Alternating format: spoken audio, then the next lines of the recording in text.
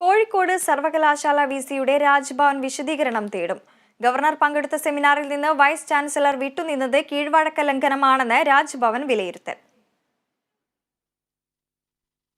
ഗവർണറും മന്ത്രിസഭയും പരസ്പരം പോർവിളി നടത്തുന്നതിനിടയിലാണ് കീഴ്വഴക്കം ലംഘിച്ചതിന്റെ പേരിൽ കാലിക്കറ്റ് വൈസ് ചാൻസലർ എം.കെ. ജയരാജനോട് വിശദീകരണം തേടാൻ രാജ്ഭവന്റെ തീരുമാനം.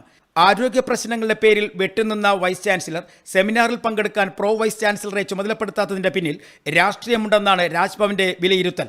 ഗവർണർക്കെതിരെ SFI പ്രവർത്തകർ ഉയർത്തിയ ബാനറുകൾ അഴിച്ചുമാറ്റാൻ VCI തയ്യാറായില്ല എന്ന ആരോപണവും ശക്തമായിട്ടുണ്ട്. സർവകലാശാലകളിൽ അച്ചടക്കം പുനഃസ്ഥാപിക്കാൻ നടപടി സ്വീകരിക്കുമെന്ന ഉറച്ച നിലപാടിലാണ് ഗവർണർ. കാലിക്കറ്റ് സർവകലാശാലയിലെ രാഷ്ട്രീയ ഇടപെടലുകളെക്കുറിച്ച് 11 പരാതികൾ ലഭിച്ചിട്ടുണ്ടെന്നും ഗവർണർ പറയുന്നു. കാലിക്കറ്റ് VC രേഖാമൂലം മറുപടി നൽകിയില്ല എങ്കിൽ രാജ്ഭവനിൽ വിളിച്ചു വരുത്തി വിശദീകരണം തേടാനും സാധ്യതയുണ്ട്. CPM ഗവർണർ പോര് ശമനമില്ലാതെ തുടരുകയാണ്. നവകേരള സദസ്സിനൊപ്പമുള്ള മന്ത്രിമാർ ശക്തമായ ഭാഷയിലാണ് ഗവർണർക്കെതിരെ ആരോപണം ഉന്നയിക്കുന്നത്. നവകേരള സദസ്സിന് ശേഷം ഗവർണർക്ക് എതിരെ ശക്തമായ നടപടികളുമായി മുന്നോട്ടു പോകാനാണ് CPMന്റെ തീരുമാനം. ഗവർണറെ തിരിച്ചു വിളിക്കണമെന്ന ആവശ്യം ഉന്നയിച്ച് രാഷ്ട്രപതിയെ സമീപിക്കാനും സാധ്യതയുണ്ട്.